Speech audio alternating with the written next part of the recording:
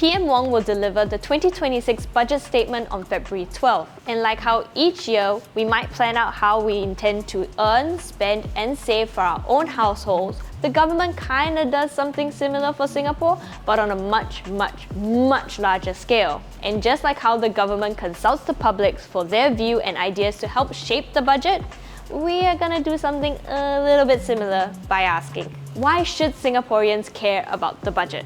Welcome to Friendly Fire, where youth come together to talk about stuff in real life. Today, I have with me Stephen. So could you just tell me a bit more about yourself, your age, and what are you doing right now? Yeah. Hi everyone. So my name is Stephen. I'm currently a year 4 undergraduate at NUS. I study life sciences and business management, and I'm like 24 right now. So I'm in my final semester actually.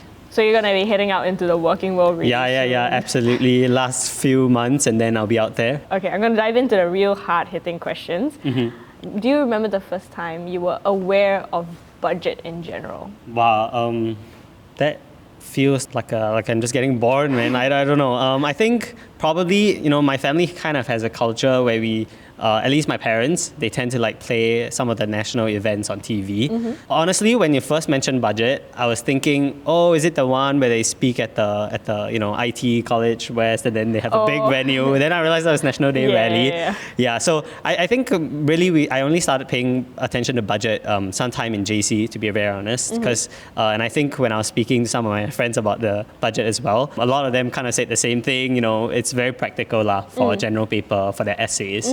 And then somewhere in NS kind of fell off a little bit. But I think in uni, there's a bit more of a sensing that, hey, this is actually going to start to affect me. Yeah, I think around now is when I also start looking forward to what are the job support that they'll give young people like me. Yeah, fair enough, because I didn't really pay attention to budget until I joined this job. Because all I really think about when it comes to budget was like the GST vouchers, and then that was it. And even in JC, I didn't think of looking up budget as part of my GP paper. So it was really when I entered the working world that I gave it a second thought and paid a little bit more close attention to it, because that's when it really starts to affect you. Yeah. So what do you remember most about budget every year? I think in recent memory, it's definitely the cash vouchers, right? I think we have the CDC vouchers, we have some of the, I guess for my family, things like YouSave. Last year was really great. Last year we all got something with the SG60 vouchers. But I'm just curious also, for this year, because if I remember correctly, the assurance package, so where some of that cash money, direct cash rebates come from, expires after 5 years. So I think this year might be the end of it. So I'm quite curious to see what's going to come up this year, right? To address cost of living, inflation. Yeah, because cost pressure is a really important, tangible effect that we feel on a day-to-day basis. So it will be quite interesting to see if they will revamp assurance package in a different way. But there are always people on Reddit that complain a lot that we keep getting so much vouchers. Do you think that's a valid complaint, or are we just complaining for the sake of complaining? We're never satisfied as people. Oh, that's a good question. Reddit, right? but I feel it's valid because I wonder if there are longer term initiatives, which I'm sure, other parts of the budget cover, that can be more targeted towards addressing rising cost of living. But at the same time, you can't lie that these direct cash incentives are what kind of attract people to even pay attention, right? Before the 2020 or 2021 where they announced all these cash vouchers, maybe because I was also kind of young then, but I'm not really too sure what's in it for me, especially for someone who's so young, like Skills Future that only kicks in 25. Even some of the cash incentives only come in at 21. So yeah, I think there is a balance to play. Some of it needs to be kind of that short-term incentive or short-term alleviation, and then some of the longer-term policy should also definitely come in lockstep. Yeah, because I remember, I think you mentioned the 21, so I think before 21 I didn't really pay attention, and then suddenly I get money in my bank account, oh, that's great. From the government. Where did that come from? That kind of stuff. So why do you think Singaporeans do not tune into budget? Is it a bit inaccessible, or is it just something they never thought of doing? I don't think it's the latter. Honestly, I feel like there is quite a bit of coverage around it, right? Our media outlets, and they announce the date pretty in advance. I don't know. I think partly it's maybe the format, because, it's at Parliament House. It feels very formal. It feels very procedural sometimes. So especially with how entertainment and media has been evolving the past few years, definitely it's not as exciting or sexy. Secondly, I would say it's honestly the work that you guys and all the other media outlets do. You summarize it so well after that. Like, why do I need to tune in to hear? Yeah, so I think some of that definitely plays a part, like the whole length of the whole event. So you've mentioned that your family would play it in the background, and you kind of pick it up in JC and then more in uni. So as someone who has like sampled a bit of budget here and there, how would you advise young Singaporeans to take an interest in budget, other than just reading our summary, because it's great that we summarize it, but shouldn't they also tune in to hear what PM Wong has to say as well? Yeah, I mean, I don't know if I'm in a position to give advice per se. I'm not, a religious follower of the budget every year. But I think it's always just interesting to tune in, one, to kind of see what's in it for you. I think that's a very valid way to watch budget, right? Like for me now, as I slowly transition to the workforce, I'm looking for things like, the new traineeship program that they mentioned. I'm looking for things like maybe housing and family support. But on the other hand, also, I think more broadly, it's quite interesting to see what are the focuses that the government has chosen to put their money at, right? So I think not that recently, but maybe like 5-ish years ago, we talked about, there was a lot of call for focus on like climate. And then I think it was finally in like around 2020, 2019 National Day rally where PM Lee at the time talked about climate and how they're going to bolster our shore defenses over the next 10, 20 years. So I think it's things like that where you kind of see where the government's really, really investing in. That also gives you a greater appreciation on how we are moving forward as a nation. So definitely there's like that personal aspect, but also a broader appreciation of just where we live. So what are you looking forward to the most for this upcoming budget? Oh, wow. I would say the cash, one. And then two is the job support. Yeah, job support. Yeah, I think job support is a very interesting topic to bring, because especially in nowadays where the government's talking a lot about AI as well. So it kind of makes you wonder, how would the government help Singaporeans when AI might come and disrupt the workforce or change it in a way that I don't think any of us can anticipate. So are you maybe a little bit worried about AI in your job scope? Because I'm a little bit worried. I could be easily replaced. Who knows? This could just be a TikTok voiceover in the next 5 years. Yeah. I think I'm worried in the sense that even though there are a lot of jobs out there now, it's a struggle always to find a job. But I wonder also, even if I get a role and if I start working, will I be retrenched within 2-3 years? So actually, in my own experience in company I worked at previously, I interned at. It just so happened at the time I was interning, they were undergoing restructuring. And by the time I left, the whole team has been changed. So I feel like having that be in my very recent memory is definitely weighing on me. Even if I secure a job offer now, I'm not sure whether I will be able to be in that job if I want to for the next 2, 3, 5 years, right? It's quite a short and medium term compared to what our parents do, which is 10 plus year long careers, maybe even a lifelong career in one spot. Yeah. So that sounds really anxiety inducing, having as an intern to see that kind of restructuring and that kind of change. Do you think that with all these announcements on training and skills future, have you thought about how you may apply your skills future when you get it? So I think one of the things that I would probably consider, and I don't know, maybe you could share as well, because you're already out there. I'm not sure how it's managing all the different responsibilities. But there was a year in university where I was thinking, hey, you know what? Yeah, I should try to upskill myself. So we had in the past, NUS had some partnerships with online courses platforms. So I would take up one of those and work on it, and then get the certification. The certification costs money, so I would hope to kind of do something similar with the skills future credits in the future. And then hopefully, that kind of upskilling in terms of maybe more technical aspects of data analysis or AI, that will help me stay relevant, hopefully. Yeah, that's a lot better than me. My skills future, I'm pretty sure has expired because I personally don't have time to go through all these courses. And I remember looking through the courses and thinking the only thing that spoke to me was the barista course. And it's only because I want to drink coffee and learn to make my own coffee. Valid. So that kind of upskilling, I felt that maybe I'm not looking at the right kind of courses, or maybe the courses that I'm looking at don't come under skills future. So that's just sitting there collecting dust, literally, Right. those credits. Yeah. So I'm not really sure what to do with that. And then after that, I'm also worried like, oh, if AI and I get replaced, it'll be quite an interesting thing. So, and you also mentioned earlier cash vouchers. So that's something you're looking forward to. How have you and your family benefited from the CDC vouchers? Because I use it.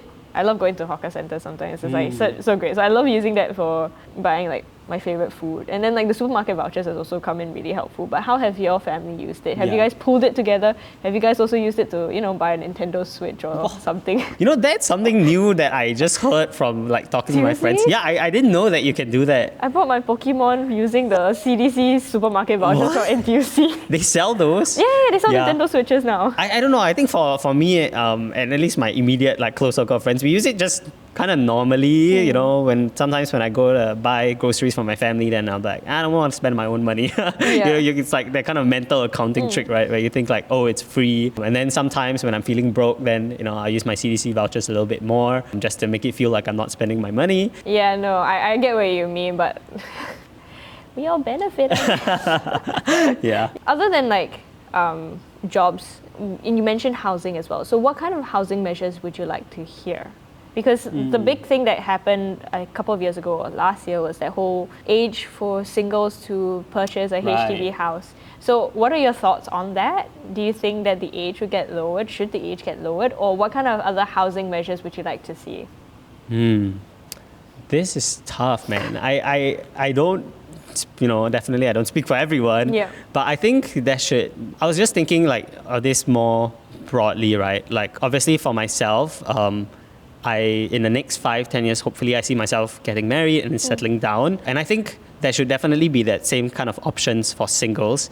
But I guess when you look at it from a big picture in terms of like supply and demand, if we kind of lower that age for singles, then how will that affect married couples? So I don't know. I think there's definitely a calibration to be there. But 35 does sound, in the past 35, right? That sounds like pretty old age before you even allowed to buy public housing. I think just definitely more grants or some kind of method that can kind of shorten the timeline between when you BTO and when you actually receive your house. That's also big, because I was having a chat with my friend about it, right? It's like you're making a decision at your 20s for a house that will built in 4-5 years, and that you must stay in for another 5 to 10 years, right, with a MOP. So that's like a 15-year decision that you're making at 20s, which is a huge commitment. Yeah, and I remember thinking about it in my 20s. Like everyone around me always talks about, BTO is basically a proposal, right? Which kind of feels like you're forced to make such big life decision at 20s when you actually don't even have that tangible income to afford a house. And then at the time when you finally can afford a house, you're kind of looking around thinking, oh shoot, I missed my mark to get a BTO because now I'm competing with so many other people, so many younger people. Do you think that there's like a mindset we need to change about like BTO and proposal? It's not so much like a mindset thing we need to change, but it's a structural reality, right? It is such a long-term commitment. I think that people who do BTO should be serious about their relationships and kind of sure of it that, at least they can see it lasting into marriage and then onwards. Because I do see that there are some friends who very unfortunately, even after a long relationship, they end up breaking up.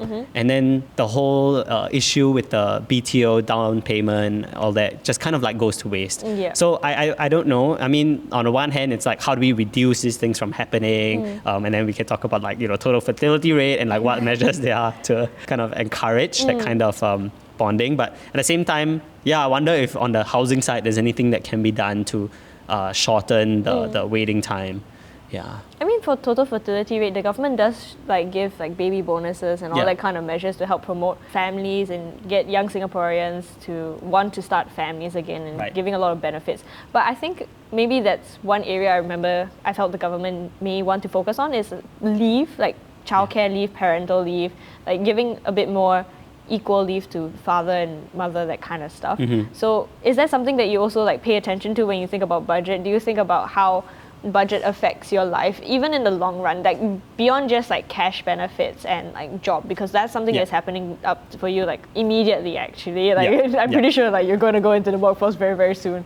So do you like sit down and like sit with the budget and think about, okay, this is going to impact my life in the long term, I have to start budget planning and thinking about how I spend my money in the long run?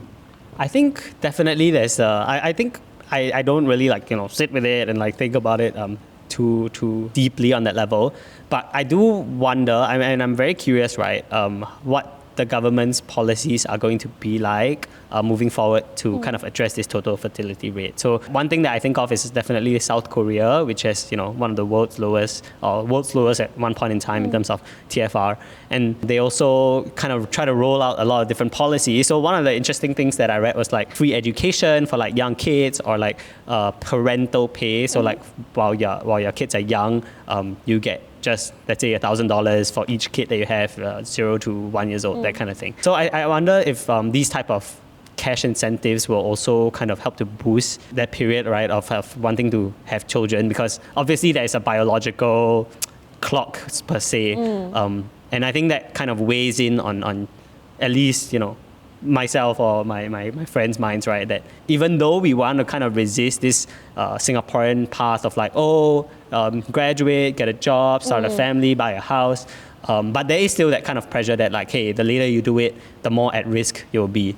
So I think the measures that come in to kind of alleviate the cost of having a child in Singapore would definitely be very, very impactful or very, very important for a young family, especially because that's when you need to make so many big purchases, like your house, and then suddenly you need to care for a new life. Wow, and that's like a crazy jump, right? And you just started working, so your spending power is also not that high. So I think that would be something that would be quite important for me moving forward. So having talked with your friends and discussed about your future together, what do you think the government should prioritize for this budget? Prioritize? Well, this budget and future budgets. Yeah, I mean, I think it's I guess kind of coming back to what I was talking about in terms of like overall direction, right? I think it comes down to a few things, and especially for youths. One is jobs. So I think the job seeking support now, they already announced some things in NDR. I think that's going to be very, very relevant for a lot of us, especially graduating in this age where geopolitically it's quite tenuous. Economically, it's also we're not sure where things are headed, basically. So one is definitely jobs. Two is that kind of like family and housing support. Three, honestly, I would hope to see also how we take our social inclusivity, financial policy forward. Because, I was recently at the Singapore Perspectives IPS conference, and that whole conference was about discussing basically fraternity, right? How we kind of engender a more caring and we-first society. So I wonder how we can also, kind of encourage people to care for other communities outside of their own, maybe more volunteering efforts. I think the government budget policy will come as a big part of that. So, well, I hope you will be tuning into the budget statement this year and the debates that happen after that, because that's when more policies and all the nitty-gritty details are announced, and I hope you guys are tuning in to it as well. What are you hoping to see in this year's budget statement? What do you think the government should be prioritizing its spending on? Let us know in the comments below, and we'll see you next time for more Friendly Fire.